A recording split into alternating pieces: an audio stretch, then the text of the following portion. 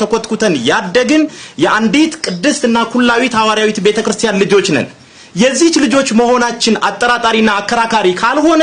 በእኛ ጥያቄው መቅረቡ ለምንድነው ግርምታን የሚፈጥረው አውቀልሃለሁ እንዴ አብረን እየኖርላለው ህዝብ እኛኮ ጥያቄ እየጠየቅን ያለነውኮ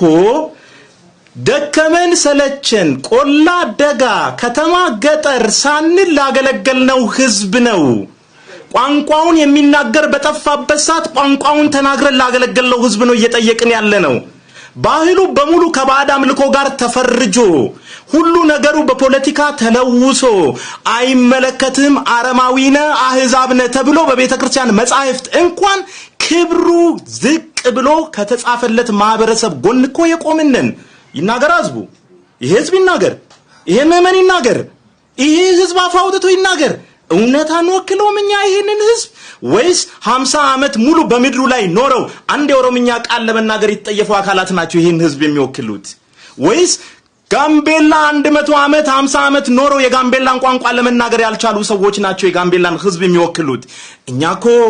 ባህሉን እናውቅ ከዚህ ማህበረሰብ የወጣን ያባገዳው የብፁዓን ሊቃነ ጳጳሳት የብፁዓን አባቶች ልጆች ነን ወይስ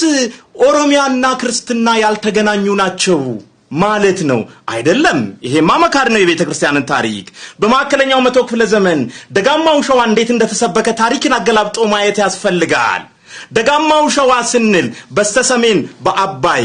በስተምዕራብ በጉደር እንዲሁም ደግሞ በስተደቡብና በስተምስራቅ በባቱ ሐይቅ የሚዋሰን ነው በዚህ ቦታ ያለውን አገልግሎት እንዴት ተዘነጋላችሁ በሙገር ሸለቆ የተገለገለው አገልግሎት እንዴት ይዘነጋል በግንደበረት የተገለገለው አገልግሎት እንዴት ይዘነጋል አራቱ አያላን ማንበብ በቂ ነው የዲያቆን ዳንኤል ክብረትን መጽሐፍ ገድላቱን ማንበብ በቂ ነው ገድለ ተክለ ሃይማኖት ይነበብ ገድለ ቅዱሳን ኦሪዮስ ይነበብ ዛሬ ባይተዋር ሆነን እንጂ ዛሬ የዳር ተመልካች ሆነን እንጂ ዛሬ ቋንቋችንን የሚናገር ጠፋ እንጂ የቤተክርስቲያኒቱማ ፈርጣቸው የጎላ አገልጋዮች በትክክል አባቶቻችን ነበሩኮ